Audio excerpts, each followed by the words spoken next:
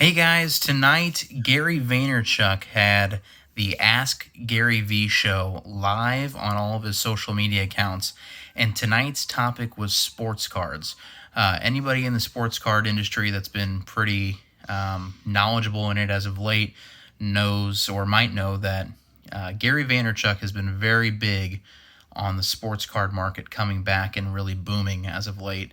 And it's really kind of inspired me to, get back into the card collecting game. But I actually sent in a text to his text line and they called me and I got to ask my question live on the show. So I wanted to play this excerpt from the live stream tonight for you guys to take a listen and listen to Gary's words of advice on whether or not to focus on one sport individually or kind of focus on several sports at once. But let's take a listen.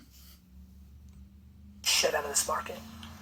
Sneaker kids, gambling kids, dads that are on the reboot. That's a lot of demand that didn't exist 24 months ago. Hello? Dustin? Yes. It's Gary V. How are you? Hey, Gary, how you doing? I'm well. I'm enjoying this live stream. What can I answer for you?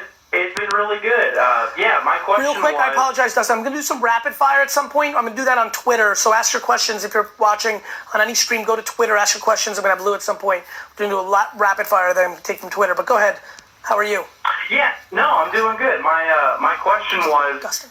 as you kind of get back into collecting cards, if it's something that you know, like I'm a big baseball guy, so is it better to kind of focus up just on baseball by itself, or is it better to get kind of universal knowledge in all the sports that are out there? It's back to self-awareness. So, for example, you as a human, are you excited about the notion to care about football, hockey, basketball more?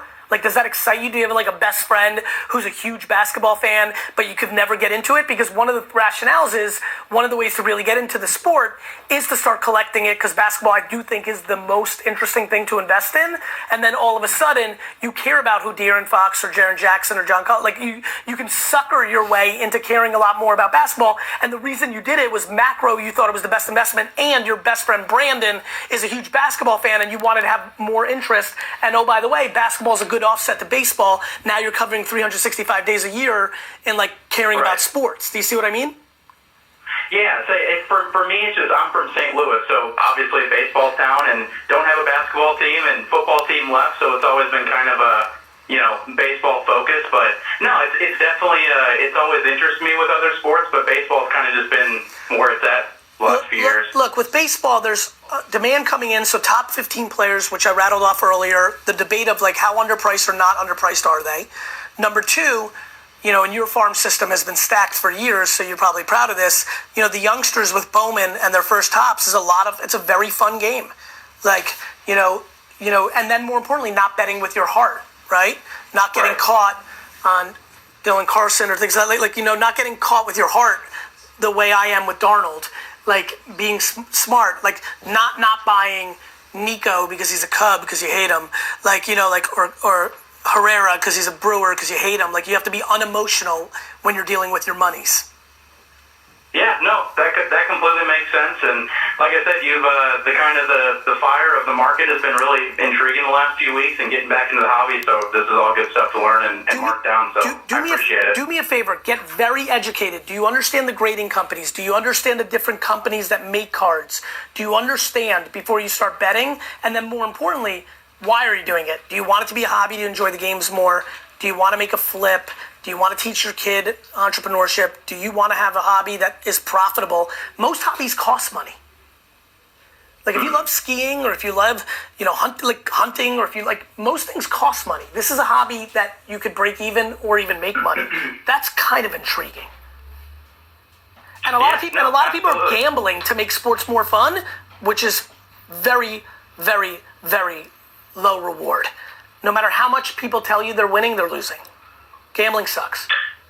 It's an entertainment, but you're paying for it. Whereas this can make sports a lot more fun, and the downside is much lower than the upside.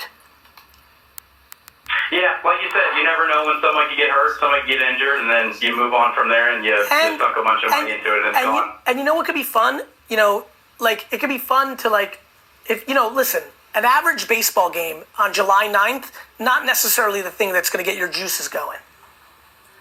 But when you are all in on Acuna and now the Braves are coming to town. You're going to watch those 3 games a little bit harder. Right. Yeah, no, that completely makes sense, Gary. I definitely appreciate all the info. Happy to do it, brother. Take care.